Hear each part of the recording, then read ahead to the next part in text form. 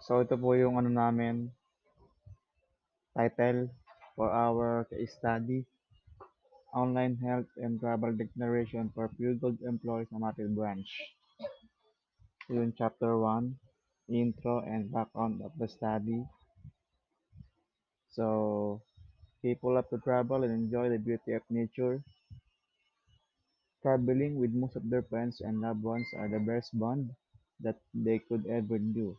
But due to this pandemic, social gathering and vacation trips are banned to minimize the spread of COVID-19, for they believe that this virus can be easily transmitted through touching or having contact with an infected person.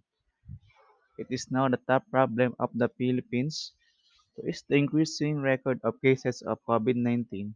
The government provided a law to implement restrictions to go out and demonstrate the so-called social distancing.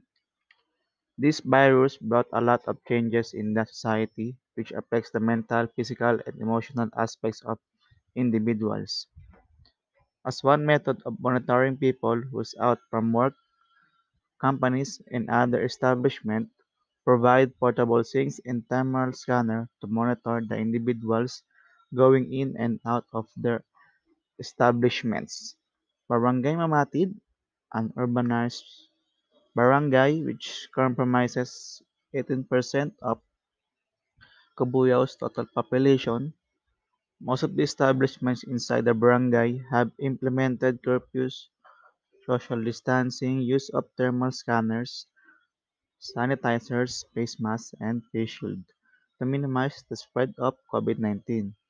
Establishment inside the barangay performs the above-mentioned protocol to safe keep their employees and consumers. In line with this, an online travel and health declaration form can help Pure Gold Promoted Branch to monitor their employees. This will be an easy guide to track infected individuals with symptoms or asymptomatic conditions. With regards to COVID-19 as well as to monitor current health situation for susceptible individuals. This online can help Pure Gold Promoted Branch employees and consumer to properly execute patient isolation and possible treatments. So dito, yung aming ginagawa na ay nagawa na palang online travel health and declaration form.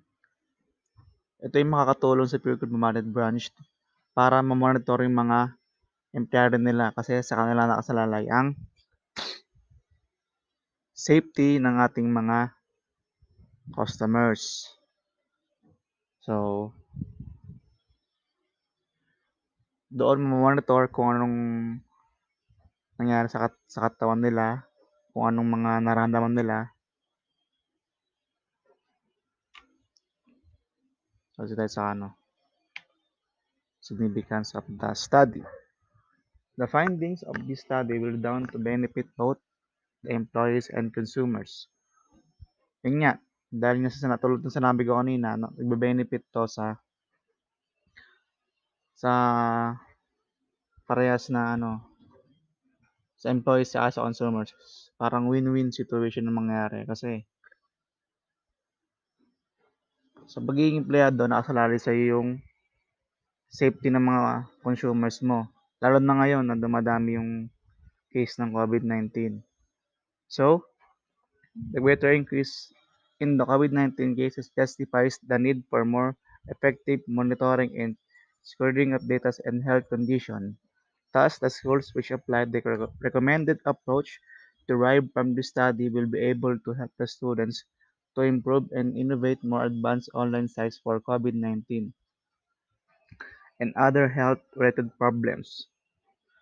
For managements and administrators, will guide them to prevent from establishment closure if they secure right protocols. For future researchers, the study will help them uncover the critical points that recent researchers were not able to explore. For government, the study will give them the idea for fast and accurate data collections under the area of their responsibility.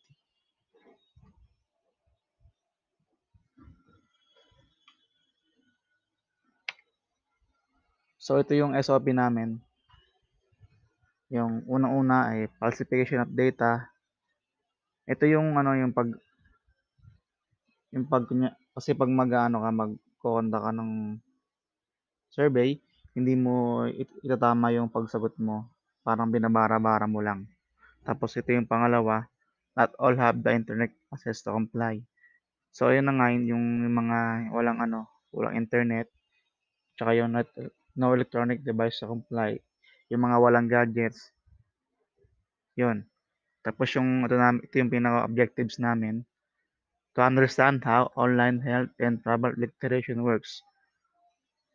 Pangalawa, to establish a innovative system that will help both employees and consumers. Pangatlo, to keep monitoring every employees that works in Pure Market Branch.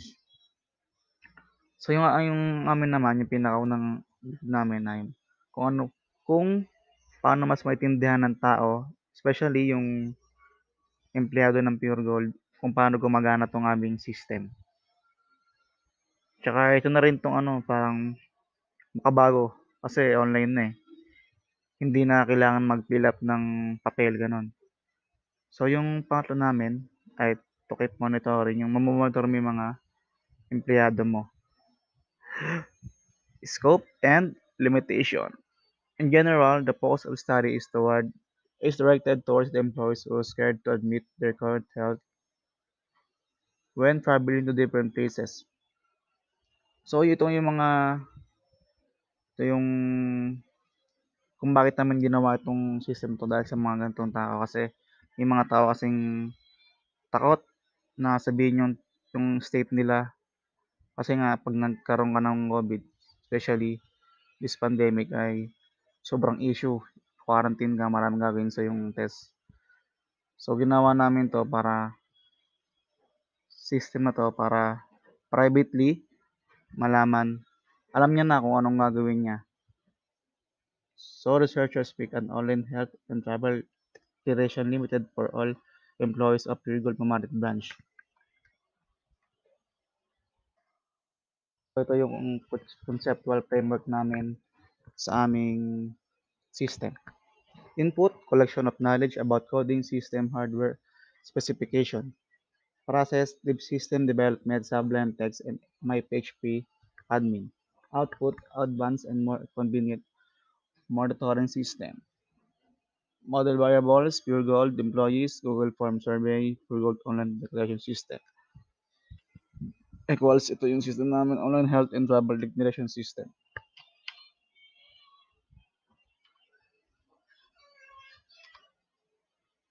Research design.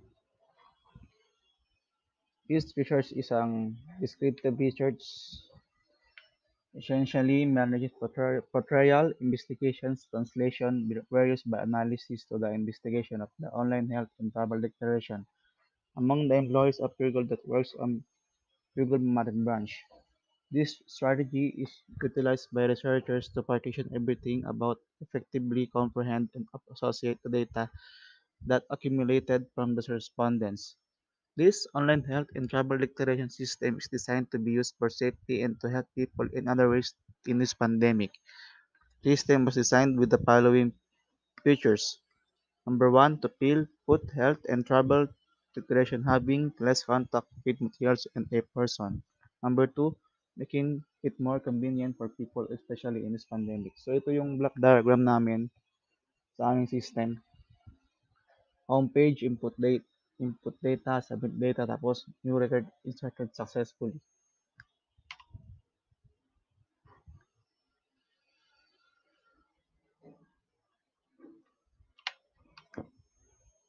So ito po yung aming flowchart kung paano gumagana ang aming system. Start, open website, homepage, input data, submit data, mara-record na yung inyong ginawa. Napaka-basic lang to. Sobrang efficient and convenient.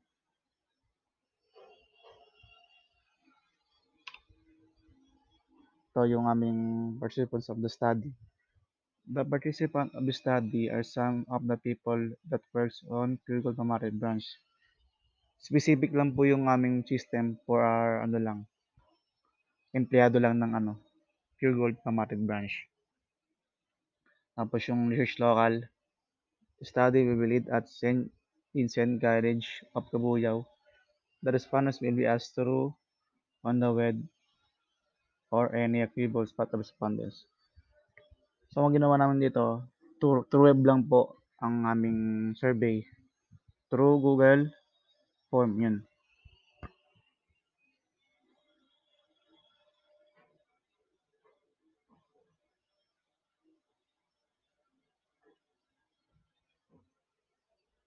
Uh, Instrument used to assemble the most basic information data in the study was reading through web.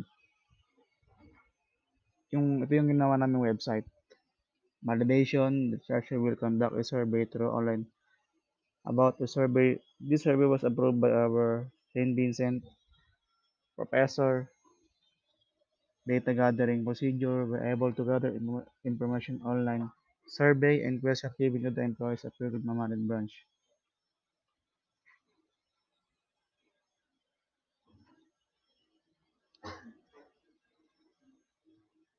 Ethical consideration this paper presents at least and deficiency. So,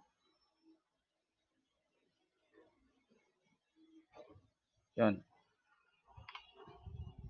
Ito yung estimated budget namin para sa aming system. Web design, homepage, 2K, coding, backend, database, design name, 4K, total of 6K.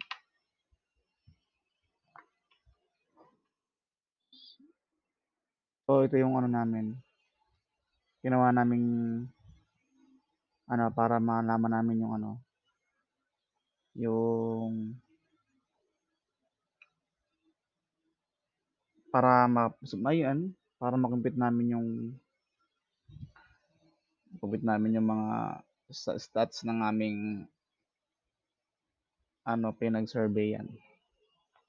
The 5-point Likert scale, yan.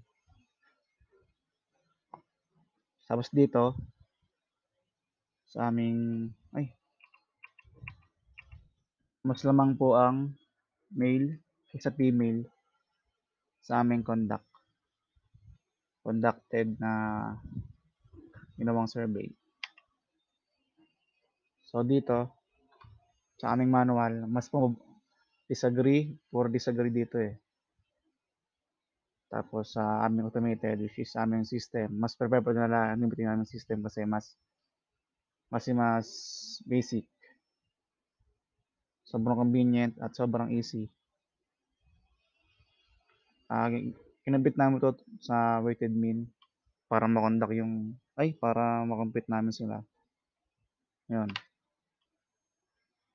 Ito yung pinakauli na. Summary findings. In view of the assessment, directed on our system function that how they handled well, these are some discoveries in the study.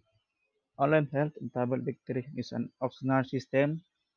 extraordinary system that can be useful, particularly in this pandemic.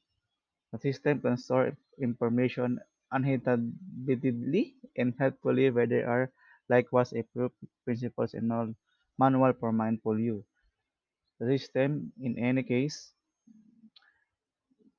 is later on and help in any manners, even the pandemic is no more. The overview likewise helps whether there are requirements for upgrades in our system for utilization of individuals. So dito, kahit wala na yung pandemic, magagamit pa rin yung system.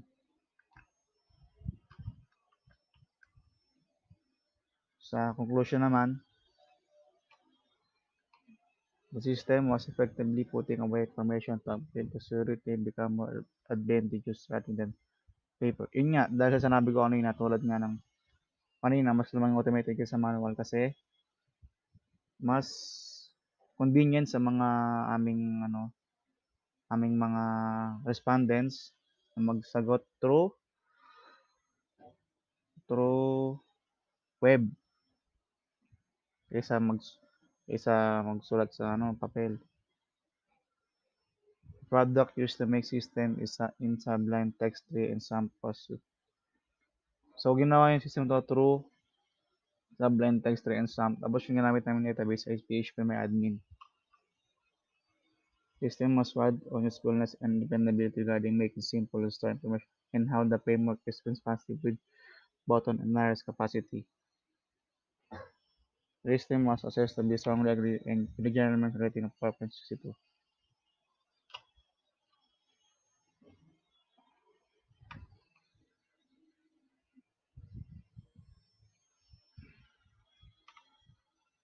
So, yun pagkatapos ang aming study. Salamat po.